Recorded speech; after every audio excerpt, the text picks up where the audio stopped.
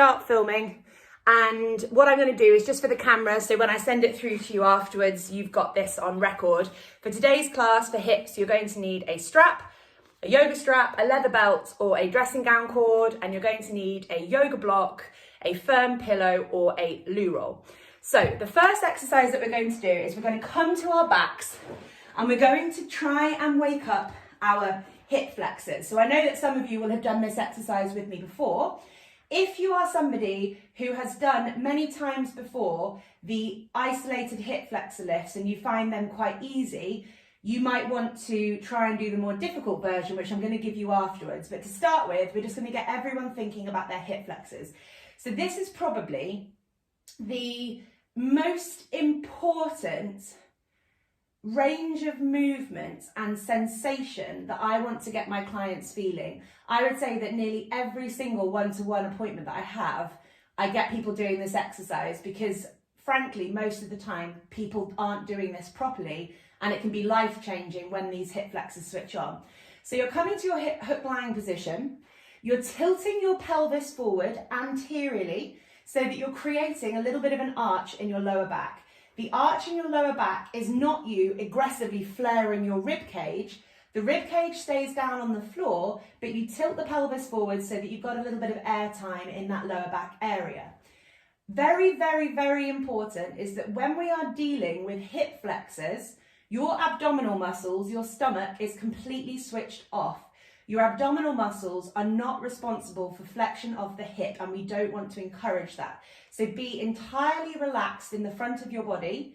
The pelvis stays tilted forward and basically pelvis upwards, you're completely relaxed. This is about us trying to get deep in your groin, your hip flexors working at the front.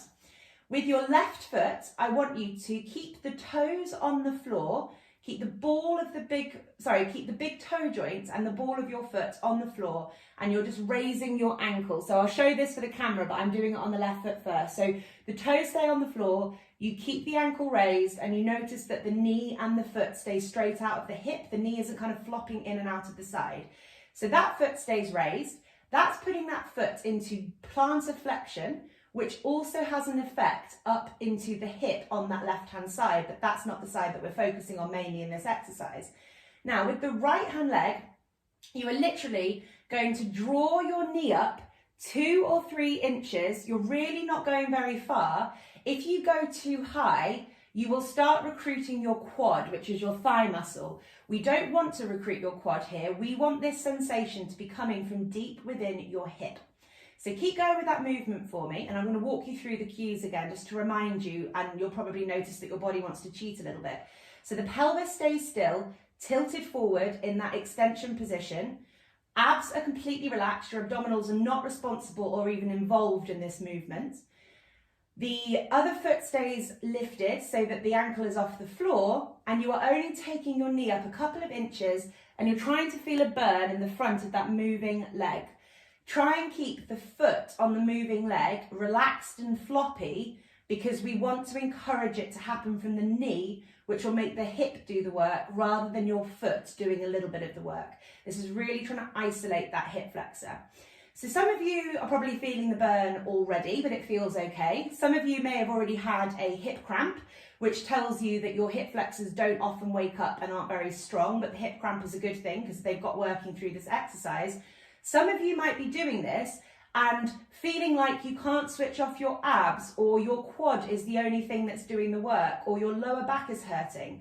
All of these things are showing you where your compensation lies. So it should be deep in that hip flexor, and if it's not there and if it's somewhere else and you're getting pain, that's an indication that your pain is stemming from the fact that your hip flexors don't switch on and other parts of your body are compensating. So we're going to do 10 more on this side. 10, 9, 8, 7, 6, 5, 4. Remember, the pelvis doesn't move backwards and forwards. You've got that arch in your back. 3, 2, 1.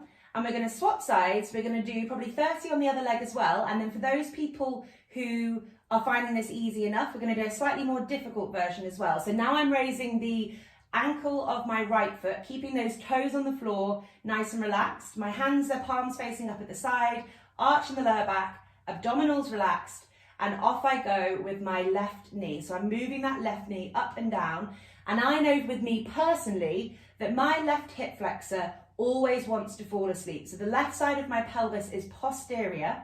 The left hip flexor always wants to fall asleep. And when I start doing this, it's always my quad that is taking over the action. And then once I've done a few reps, it starts creeping down to my kind of hip flexor groin area. And then suddenly I get a big burn, which is great. That's what I want. And when I get that burn in my hip flexor, I need to do 20 more to make sure that I fired in that strength.